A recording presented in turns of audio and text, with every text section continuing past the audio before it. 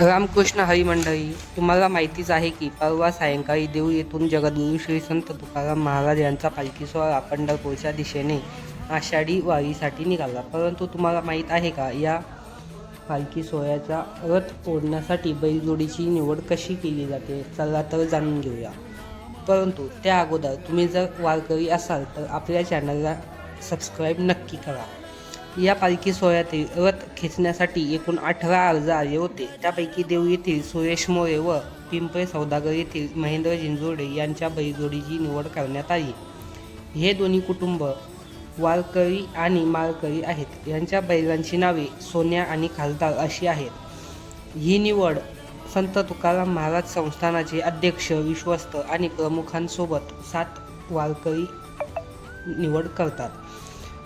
ही निवड करताना बैलजोडीची शिंगे, त्यांचा खांद्याची उंची हे विशेषतः बघितले जाते.